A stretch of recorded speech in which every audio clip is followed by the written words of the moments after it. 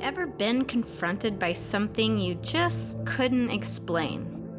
Or maybe it could be explained, but the odds of it happening are ridiculously slim. From ghost stories to conversations with those who are in tune with the spirit world, to rare mysterious creatures, today's episode brings you a real medley of spooky accounts for you to ponder. And you may be left thinking, could all of this be the result of overactive imaginations? Well, how about for right now, we just enjoy the stories as they are, and put down your deductive reasoning, put politics aside. There's no fact-checking with this stuff. So I welcome you to COSMRadio, citizens of San Marcos, real stories of locals and legends to bring you a little closer home. I'm your host, Joel Hofmann, and the accounts you'll hear today involves a great deal of wonder into what lies beyond this veil of existence or dimension. To begin, I'd like to share one of my favorite ghost stories, recounted by my brother Joel, followed by a story that introduces the topic of mediumship. And we'll talk to intuitive author, blogger, and librarian Jennifer Kabay, who'll illustrate a little bit for us what it's like to have one foot inside a whole other realm of sensing. And later in the show, we'll hear the story of the clinging coffee cups and two sisters who are witness to a very unusual creature seen in their backyard. So to begin reeling in the wonder, here's Joel Hofmann.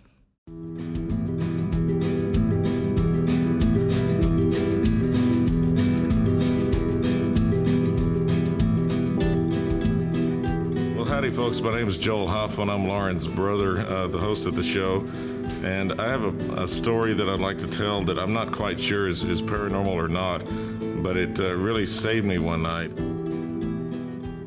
I'll start this way. My late uncle died in a motorcycle accident. His name was Freddie, and he had a couple of vintage hot rods that he liked to take to shows and whatnot. He built from scratch, and one was a 31 Ford Coupe. And that 31 Ford Coupe sat in our family building on our family farm for about 15 years or so after he passed away, belonging to my cousin. And in 1997, my dad and I were able to purchase that from my cousin, and we completely restored the car, stripping it down, repainting it, get the motor running, and all new tires, wheels, brakes, everything, and we started driving the car. Well, my cousin Mark still lived on the farm. One night, I think in 99 or 2000, in that era, I'm not exact sure of the exact year of it, we were out there having a bonfire party, and it was really cold, and so he told me to park the car back in the building that it always was parked in, the building that my Uncle Freddie built, and the building that he built his cars in. And so we spent the night there, and there was a very hard freeze. And then we spent the next day watching movies and barbecuing and hanging out. It was really cold out.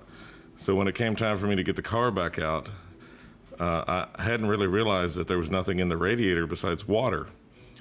And that hard freeze could have cracked the radiator, made it leak, or it could have cracked the engine block. But when we opened up the doors to the barn, the radiator had been drained. And not only had it been drained, it was all over the floor, frozen in a sheet. All the water out of the car was frozen in a sheet on the shop floor. And the drain cock on the engine, on the radiator, had been backed off all the way. Like someone had taken their fingers and undid the cock and let the water all drain out to save the engine, save the radiator. Like they were protecting the car. And to this day, I think that was my Uncle Freddie saying, hey, this is my car, I'm looking out for it. And he kind of saved us that night. And I don't really have any other explanation to that, because we never had any radiator leaks or water leaks or any of that before. And when I parked the car in the garage and went to the house to hang out, to sleep, to barbecue with my cousins, the car was parked sound and secure, and someone, and hopefully it was the spirit of my late Uncle Fred, that drained the water out of his hot rod so that it didn't get messed up that night. And that's the story I have tonight. You can take it how you will, but I think that he's watching over me and watching over his hot rods.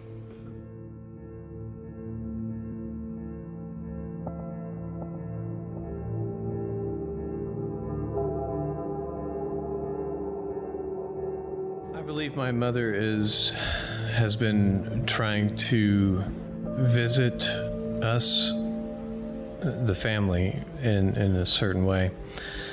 And in 2008, I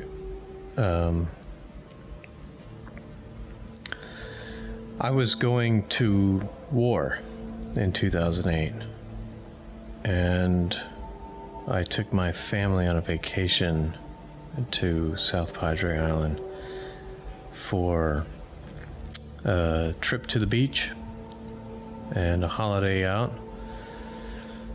And I was fishing at the pier one night and having no luck with the fish.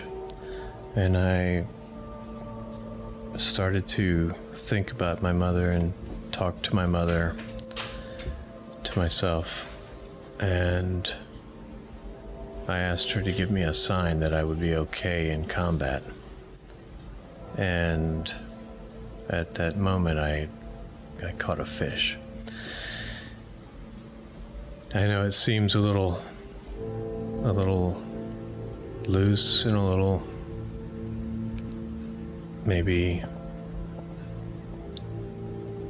coincidental. Yeah, it's just it happened, and I felt she spoke to me at this point in my life.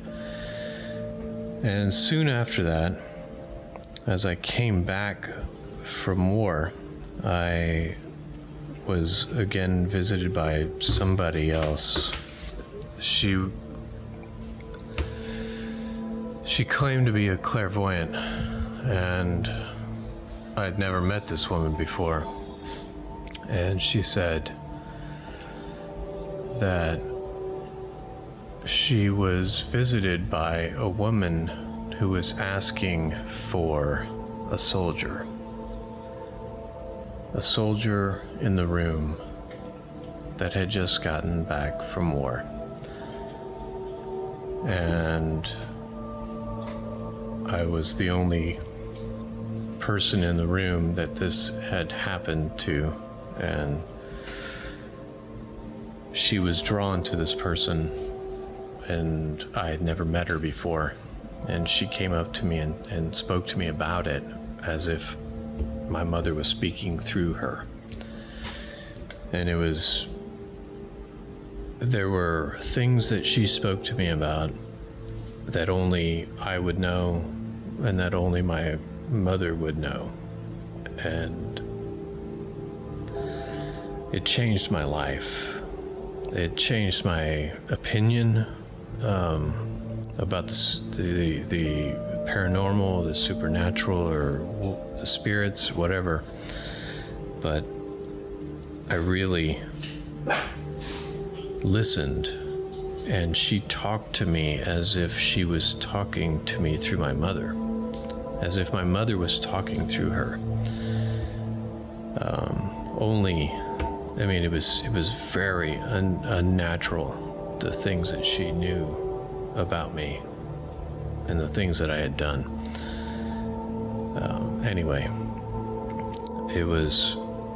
I was at a party, and she had come up and asked somebody else, the owner of the house, the party, and said, "Hey, I need to know if there is a soldier here who has been to combat and come from war, and I desperately need to talk to this person."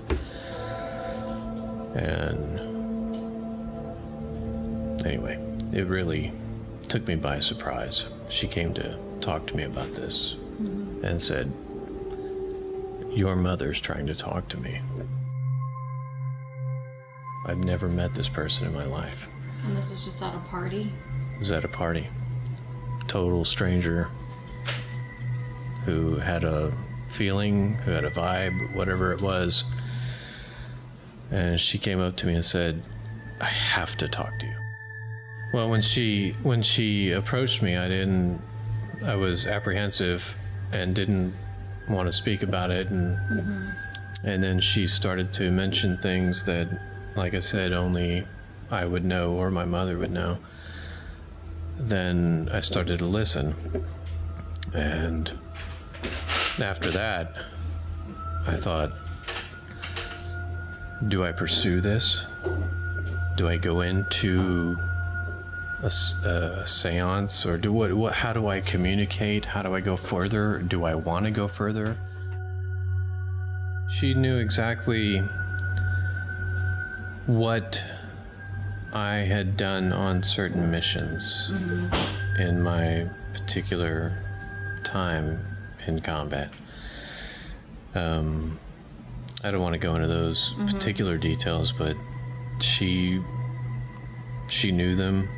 She spoke to me about them, and it was very real for me. Did she relay a message of love and? Yeah. It was reassurance, but it was also more of a burden, I think, on her, more than it was on me. I wasn't expecting this. Yeah. The way it came out was she knew one person at this particular gathering, and she had approached that person and said, hey, I need to talk to a person that fits this description. Do you know this kind of person? She said, yeah, the only person at this gathering is this guy. And you need to go talk to him. And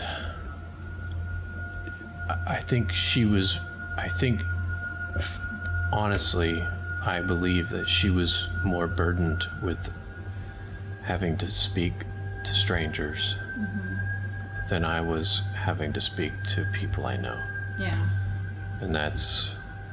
Well, and having to talk about the situation. Right. If there's an alarm bell going off in her head, Yeah. I see what you're saying. It's like Somebody was bothering her. Didn't know how to talk about it. Yeah. To talk to me. And that was obviously troublesome. I've been around people all my life. It's my one thing I do is I know people. And she was burdened by this thing. And she had to talk about it. And then she left. Yeah. She left because she didn't want to deal with it anymore.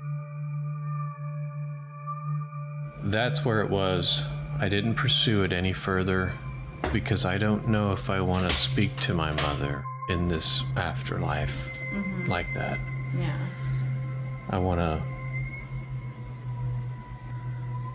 I'd rather remember my mother than talk to her currently. I love my mother. I loved her, and I know she's listening, but I don't want her to think I didn't want to talk to her, but I don't want to talk to her through a medium. And Mom, I'll be there one day, catching fish.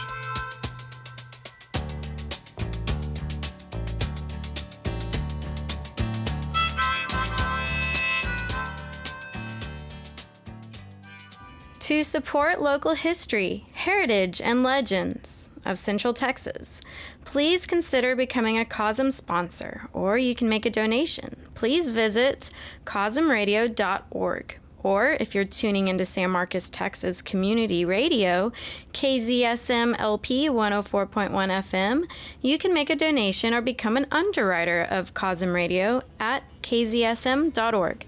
Help keep community radio alive. Your window high. When you see me leaving, baby, you can hang your head and cry. Oh, Big John Mill.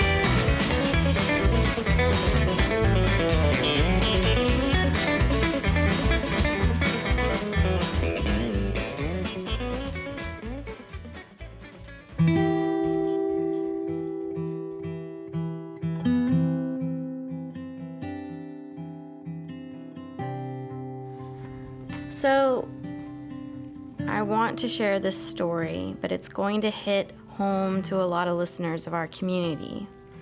And I want to acknowledge the chance-like situation that I happen to be working on this episode with this sensitive subject matter when a member of our community was taken by suicide.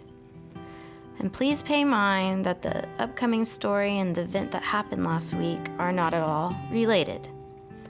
However, I do hope those who are grieving find solace in the timing of this story.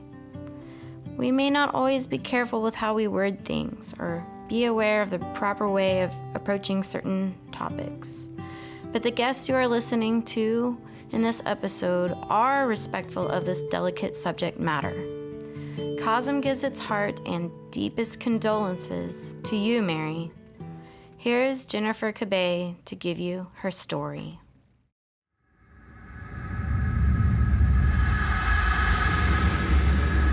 I think that the most intense experience I ever had, and I think because of how long it lasted, was I saw somebody at his funeral.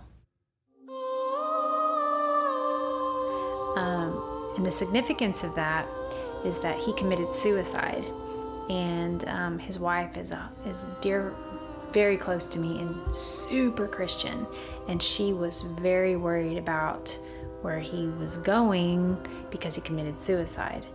And I'm sitting there in the chapel and I see him standing behind her with his hands on her shoulders, and I'm in a room full of people who are very devout and believe a very particular way. And how do I communicate that to her? And it lasted the entire time. And I was like in some other place for an hour while he was telling me stuff to tell her to make sure that she knew that it was really him. And it was the most intense hour. And I had a hangover, a psychic hangover for the rest of the day. It's a real thing. My name is Jennifer Kabay. I am a author, a blogger, traveler, part-time librarian, and reluctant psychic. I'd say from age 1, because I had an experience at age 1, up until about 27, I had a long stream of what I defined as coincidences, because until you learn, you don't know how to define it. But once you learn, you're like, oh, Jesus, that's what that was.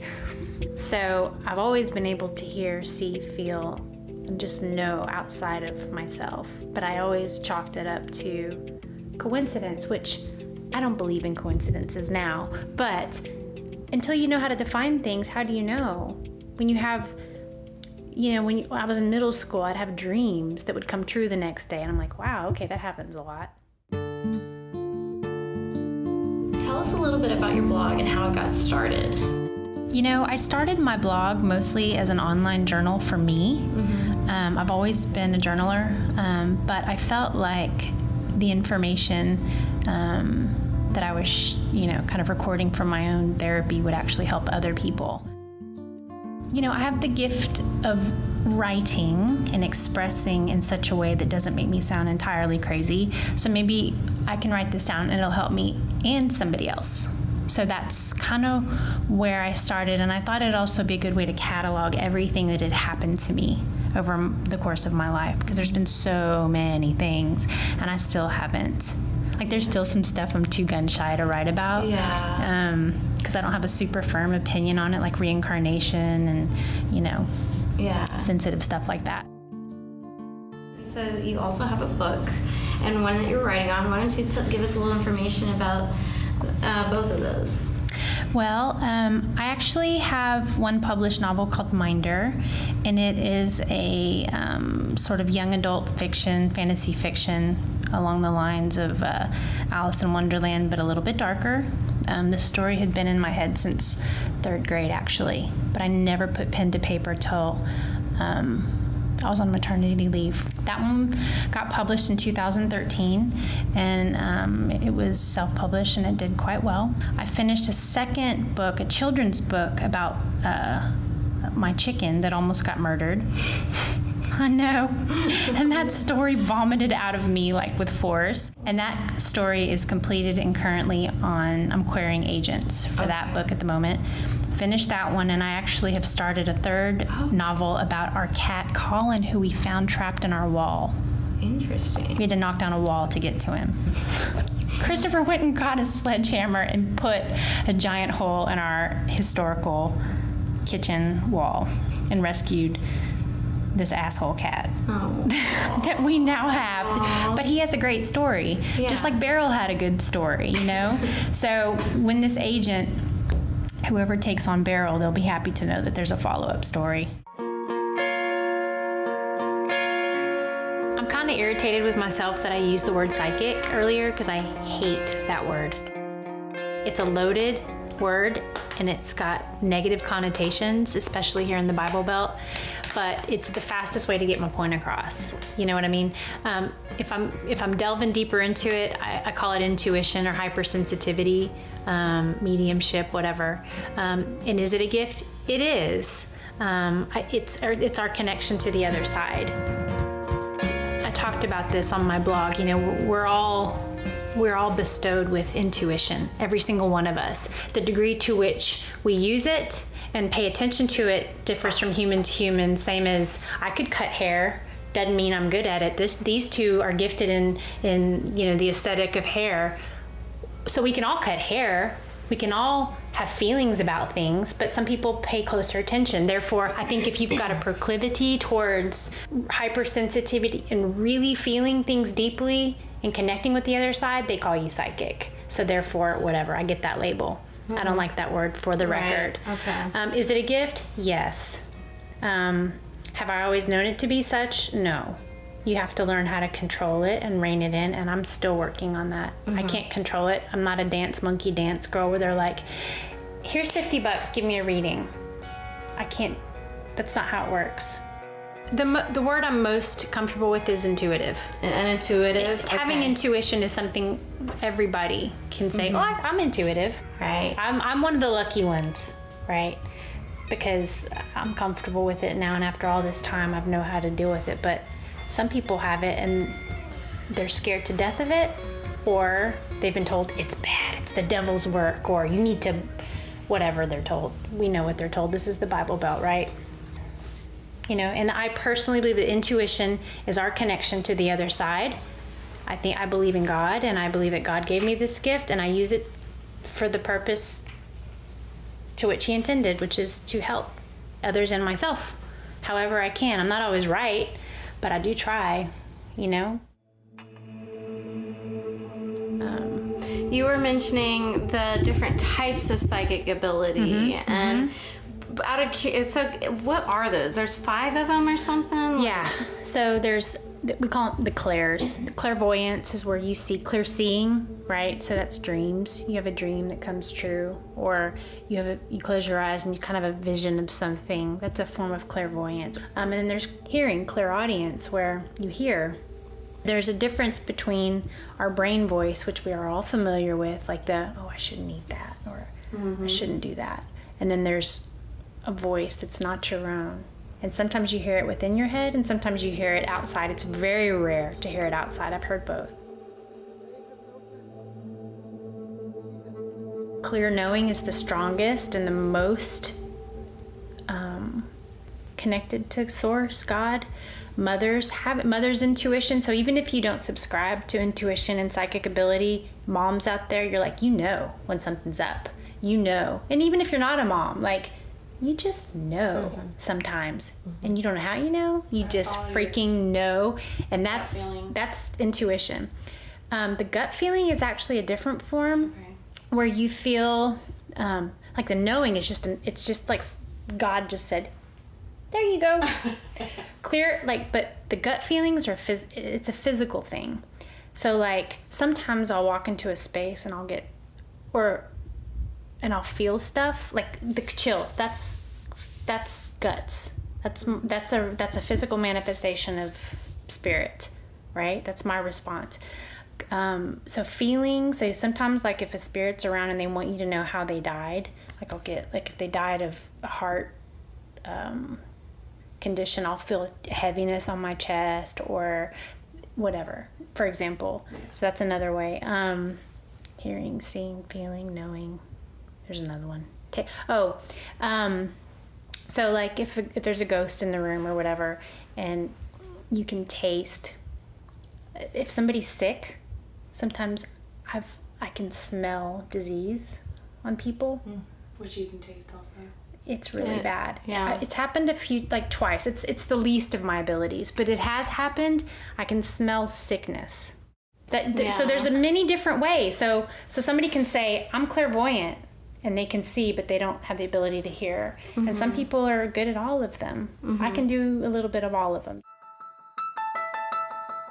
I would like to know, like on spot, like what do you say to those people that are like, don't be messing with the devil? You'll never be able to change their mind. You pick your battles. I pick my battles. I've dealt with it long enough to know that their closed-mindedness is believing in paranormal activity and ghosts and spiritualism and mediumship. It's just a matter of having your own experience. I don't judge people who don't believe in ghosts, because I just truly believe you just haven't seen one yet, or you haven't experienced one yet, or you haven't had a situation to where you're forced to know that there is no other thing that could have been but a ghost. There's no other reasonable explanation. My own husband is an atheist. Like, he's an atheist. He doesn't believe in anything, and whatever. But I just say to myself, God made him. He knows what he's doing with him. That's none of my business. That is none of my business. And maybe we're together to create a balance, So what people believe or don't believe is none of my business. I know my reality, and I try really hard to write about it and speak about it in a way that people know. I've thought a lot about this, and I'm intelligent. I feel like part of the reason I have it is to be able to talk about it in such a way that people know, maybe we need to examine this further. Because some people you meet and they talk about it and you're like, you are a kook. Even though I know what they're talking about, I'm like, you are doing us a great disservice. Right? Y'all know what I'm talking about. So I've had really terrible experiences, but mostly like drop to your knees, oh my God experiences. And then filled in with day to day, oh, I see a little angel over your shoulder, or I think your grandmother's sitting behind you, or actually there's a guy standing right there, or your pet's actually a spirit animal. I mean, whatever. All the minutia of intuition fills in those big giant experiences, because it happens every single day. Once you turn it on, once you pay attention, you can't go back. Do I have control over it? Not as much as I like. I'm always kind of like, do you see these TV shows? I was just about to ask you, what do you think about these movies? I have strong opinions about, people who get in front of 400 people and are like, I'm feeling a J. I'm feeling it. Well, you know what? There's probably 50 J's. Exactly.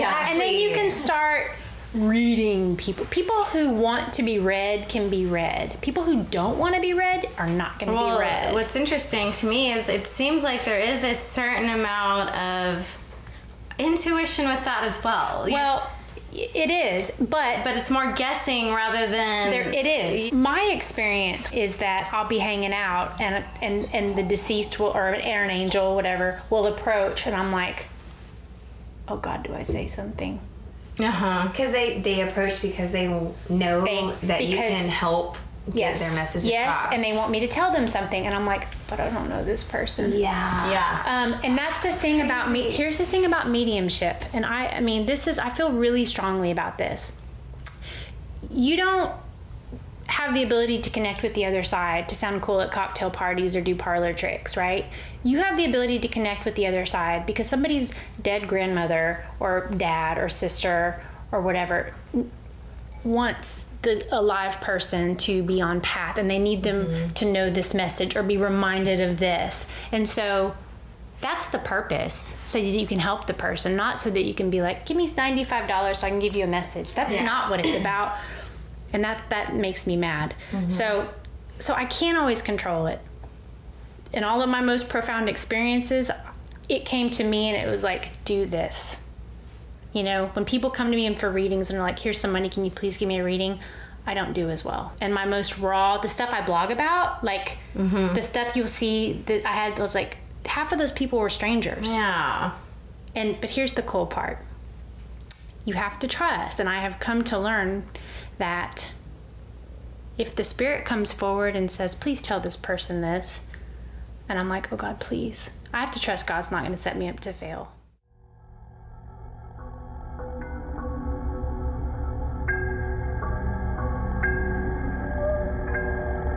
Let COSMRadio entertain you while you put away your dishes or fold laundry, or maybe you're working on an art piece or a crossword puzzle. Please consider becoming a COSM sponsor or make a donation. Visit COSMRadio.org, or if you're tuning into San Marcos, Texas Community Radio, KZSMLP 104.1 FM, you can make a donation or become an underwriter of COSM Radio at KZSM.org. Help keep community radio alive.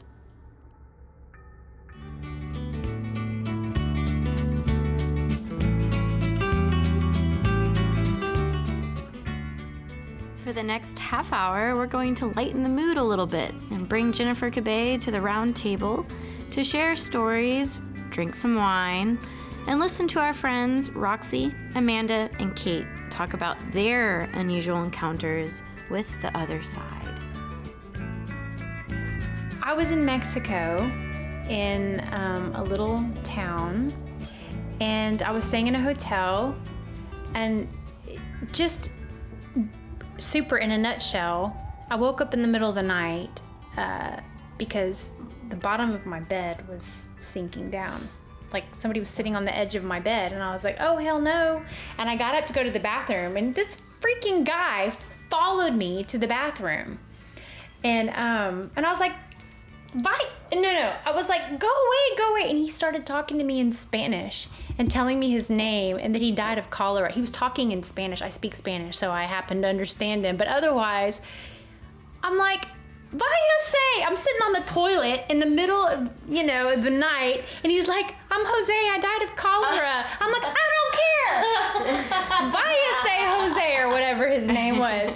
And if you look up, I heard him. Right? And, this story is corroborated by my friend Heather, who was in the room, who's a professional psychic, and she's crazy good. And she had her own experiences simultaneous to that. And, if you look back in the history of that time, cholera hit that part of Mexico in 17, whatever. I don't remember what year it was, but, there was a cholera epidemic. And this guy had just finished telling me he died of cholera. And I'm like, I don't care. Go to God, Jose. I'm sitting there waving toilet paper at him. I'm like, so anyway. Follow the light. Yeah, right?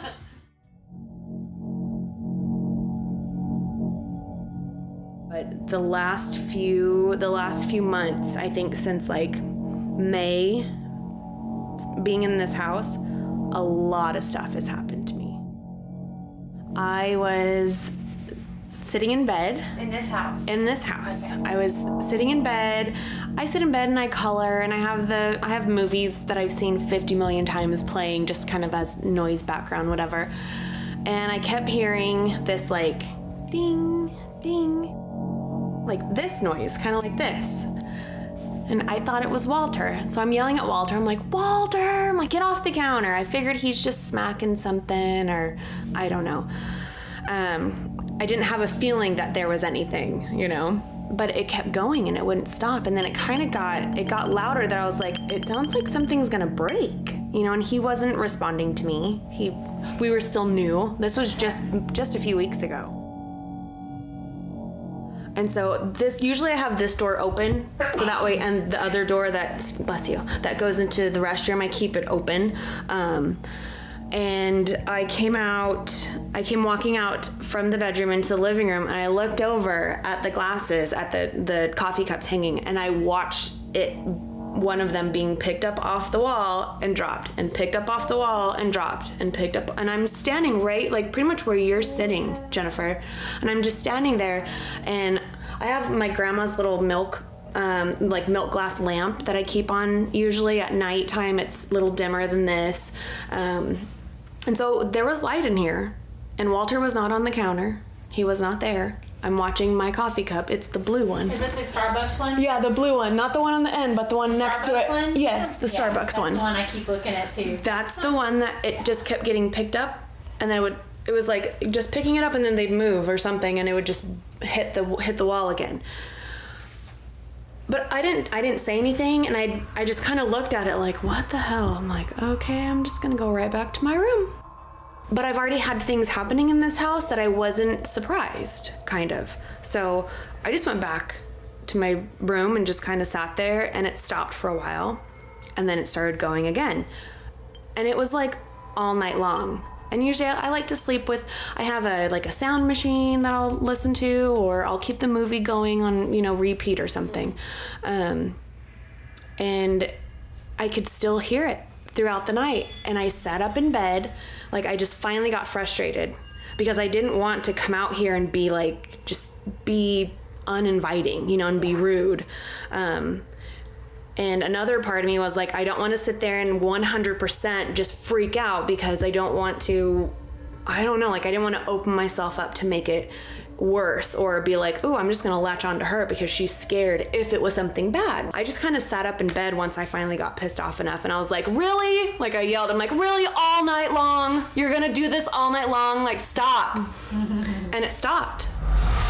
Do you get a sense of male or female? There's both around here. There's 2 females around here. I think it's a mom and a daughter, and there's an older man here. But that, I didn't get a sense, and it's never happened since. But I sat there, I stood right where you were sitting practically, and watched the cup like over 5 times just bounce up, being picked up and bounce up against the wall, and I'm like, Did you ever try to touch it? No, but the next day, I sat there the next day when I was getting ready for work and, have my little Keurig there. That's my little coffee station. I kind of looked at the cup. I didn't touch it. I just looked at it, and I looked inside, is there a crazy little critter in there that was jumping around? Yeah, I'm like, what the hell? Nothing. I was just like, okay, all right. And I've thought, where did I get this cup? Who gave it to me? All that, thinking, that, is there some sort of energy on this cup, and all the stuff that I was going through at that time. Did it just, I don't know. I was trying to find some kind of positive explanation for it, but I don't even feel that it was really negative either. I almost hope all the time that my mom and my grandma are around me.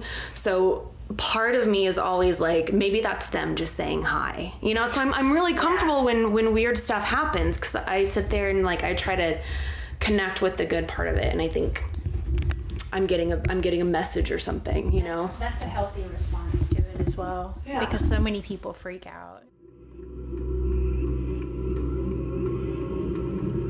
Being in this house, a lot of stuff has happened to me, and has happened to my friends. My girlfriend, she was sleeping in the bed with me, and she was like, this lady keeps grabbing me.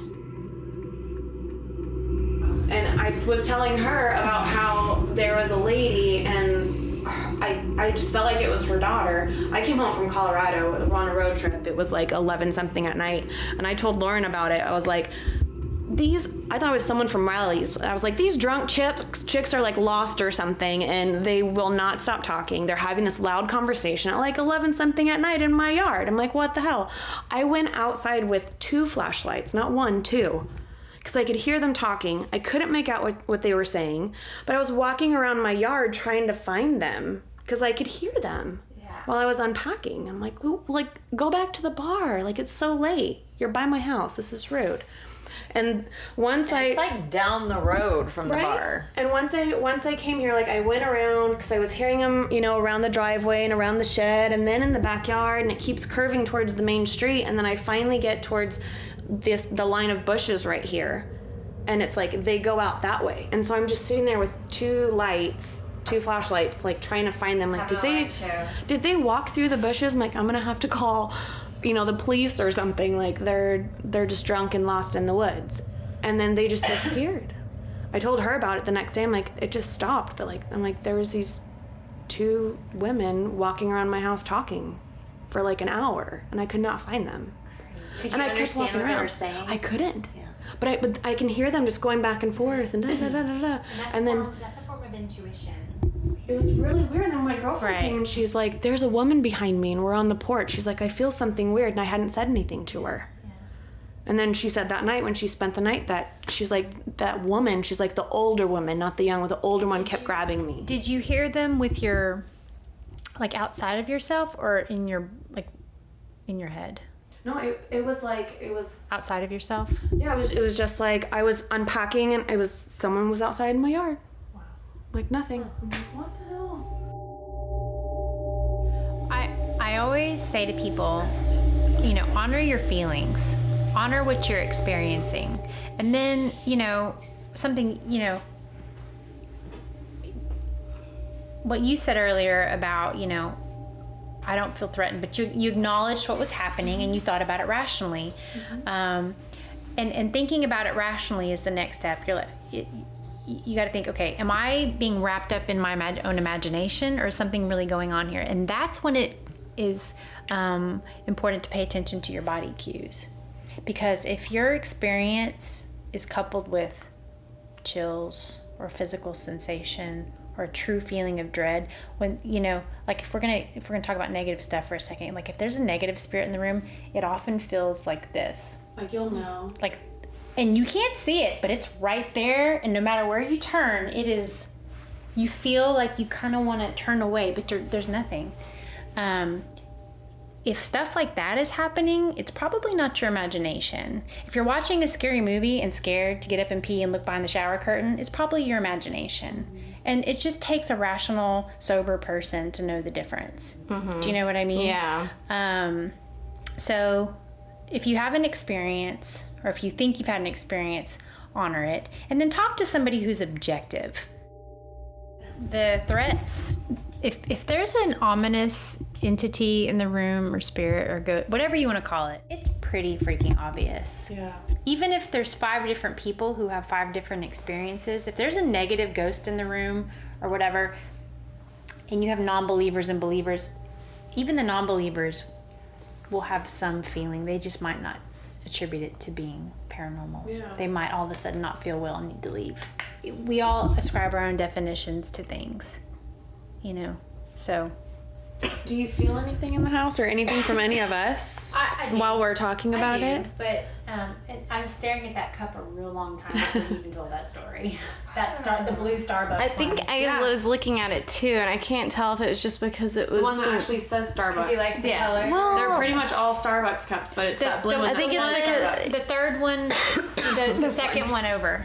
And I'll do it so you can see what it looks like and what it sounded like. Okay. I'm Because I was right where you were. Is it was like this. Yeah, that one. Yeah. Oh, jeez. Yeah. It was like that. So loud. I can see how you got the cat to It's rolling around on the wall. And so I'm thinking, like, he's pawing it. He's up here pawing the cup. Like, what is this? Maybe someone just thought it was pretty. I don't know. It was like, I told Lauren I that's thought about, like, me. who gave me the cup, all that kind of stuff. But Do you have a cast iron pan that belonged to somebody that gave? Do you have a cast iron pan? I used to. Who did it belong to? My grandmother. Okay. She was here earlier. I saw a sparkle between you two, and I said, who are you? And I heard, cast iron pan. That's the thing. She didn't say I'm your grandma. I mean, I want it to be your grandma, but I can't control that, and I'm not going to ever lie to you. But but what they do is they tell you the thing that you will recognize as being from them. Where is it? My ex-boyfriend actually has it. Okay. You'll get it back.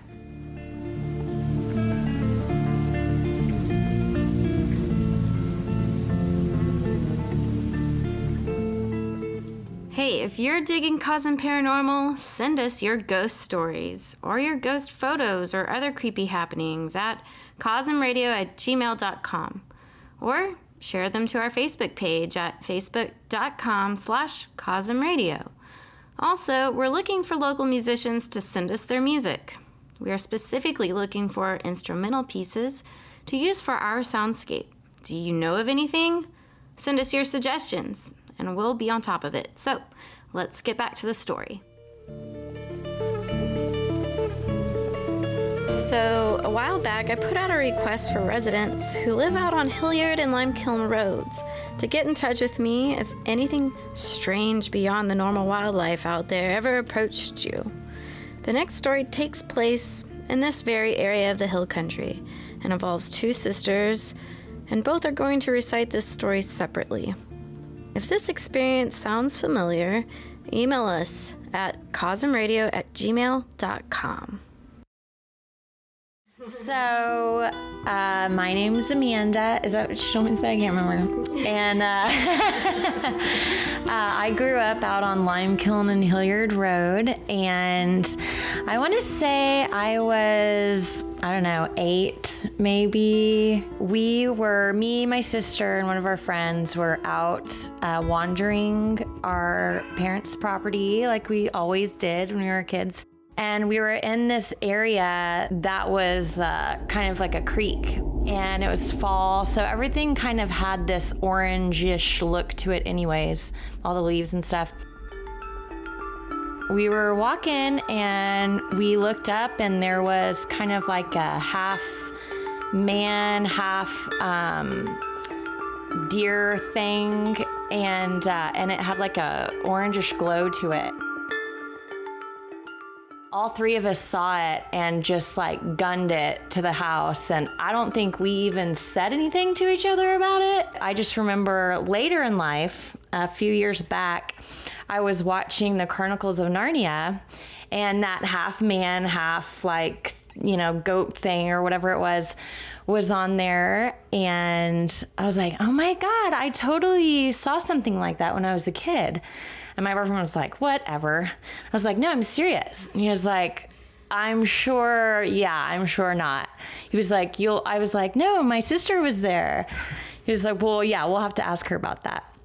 So we had a party at our house, and me or him brought it up, and my sister and our friend finished the story when I started telling it. So yeah, we were like, wow, that really happened.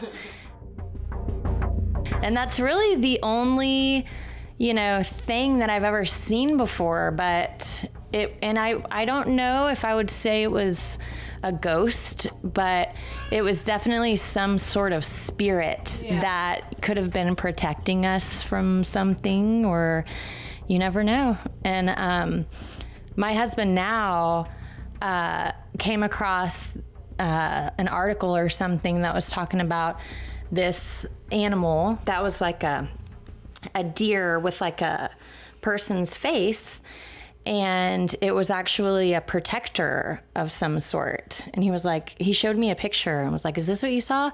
And it wasn't really, but it could have, that picture could have just been somebody that described it like I'm doing, So my name is Kate, grew up in St. Marcus, down Hilliard Road off Limekiln.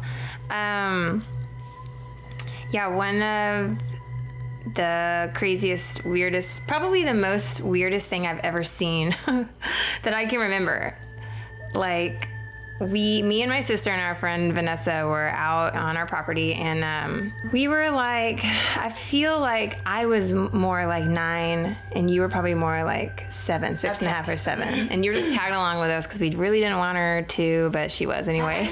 I'm curious to know, real quick, is this creek close to the house? Yeah, so the creek is like it's a very little, tiny little just like creek with all these rocks, and you can tell just every time it rains, that's like the only place where the water goes. So it's just on the side of the property where the fence line is. And we have caves out there too. So we were out there just being really imaginative, and we would always pretend to be witches and like whatever. And we were out there, and it was cold, it was fall, but I don't remember any leaves being anywhere on the trees. Like, it was dark. I remember like there was that really big oak tree. You remember when you went down the trail? Yeah.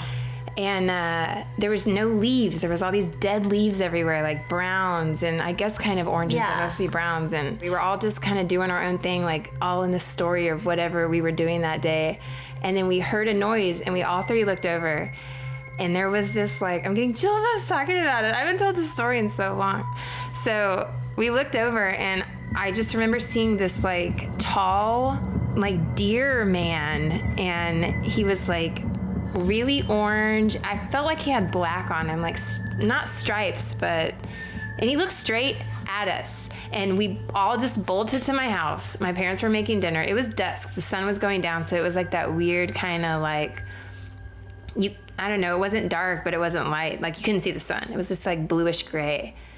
And we ran to the house, and we were like telling Mom and Dad, like, oh my God, we saw this man with horns and Satan, he was the devil. And they were like, okay, kids, let's eat dinner. Let's take Nessa home. And so later on, I've told this story like a million times. And later on, my sister's husband now, we were talking about Princess Mononoke or something, and how the forest spirit, the good spirit, like, you know, he's like an elk-like spirit with horns. And Ryan was like, he was just trying to tell you guys you needed to go home. You know, it wasn't bad. Like, this whole time I was like, it was bad, you know, because we were raised Catholic. I don't know, man. You think stuff is out there to get you all the time. So we were just like... We did the half deer man thing. Yeah, we were scared, but he wasn't at all, like, there was no growling. It was just a blank stare at us. And then, we ran home, and that was that. But I'll never forget that. I won't ever. I won't ever forget that. Yeah. And so have y'all talked to your friend about it? Have y'all? Yeah, she was at my house. There. Yeah. Not too long ago you talked to her about it? No. This was just when we were that night in the hot tub. We had the hot tub. Yeah. We were partying. So that was like over 10 years ago. And did she... Oh yeah, totally. Everything, the same thing. Like, I think it was even like we were talking about it, almost thinking like, did we really see that? Yeah. And then so it was like, dude, I totally remember that. Mm-hmm. And we were right on the edge of the property too, so we had to run. Yeah. All the way back, and we just like knees high, keep your knees high, ladies.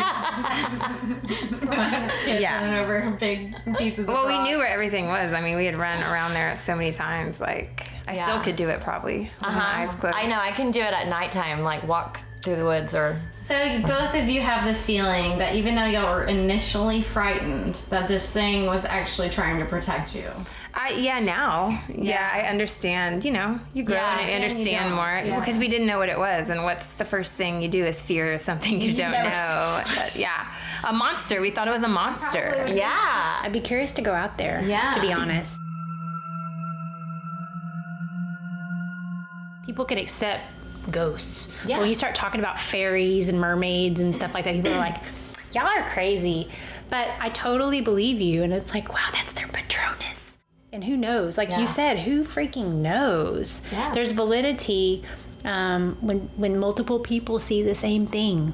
Okay, you either believe them or you don't. I happen to believe them. I have a question. The orange glow that you saw, was it like a glow, or was it like something orange on the actual? No, it was like more of a fur, glow. I thought. See, I just From saw my like memory. an orange, like deep, deep, deep orange. Like, you know, like not... Dad was like, you saw a deer, and was like, I know what a deer looks like. Yeah. This was like a freaking... Did it have Did the man have horns, or did it? He had horns. Antlers? Yeah, and it wasn't Okay. a deer face. Yeah. Okay. Because But he was dark orange to me. Like, that's what I saw. It was definitely vibrant, vivid, like glowing, I guess. Yeah, but a deeper orange. I mean, not look like how that. many ancient cultures give credence to spirit animals and hybrids between man and animals. So who bloody I know, knows? it's true. And who are we to discredit Well, that? it's like on the Chronicles of Narnia, like, you know, where did they get that thing from? You know? the fawn. It was a fawn. Too. Wasn't it? Was it? What is the half man, half? Well, that's part of the Is it a Sagittarius centaur? zodiac sign. Right. That's a centaur, like Pan. Centaur.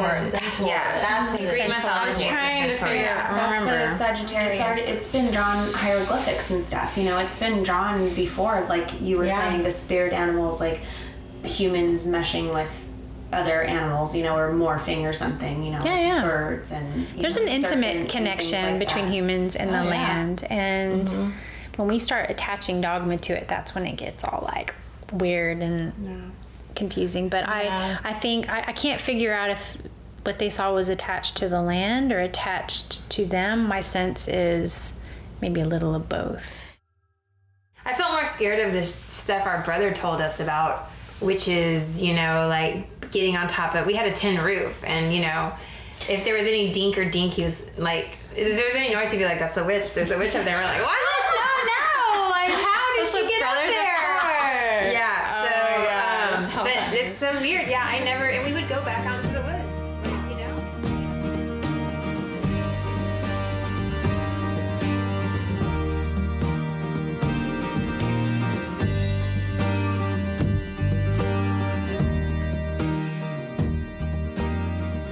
Hey, speaking of witches and mermaids, we have some incredibly epic shows coming up for you. But we're gonna have to take a week off because we're getting ready for our Halloween special, The Legend of the Gary Witches. It's a really complex story, rich with history, and it will be made into 2 shows. The first part will be aired the Monday before Halloween.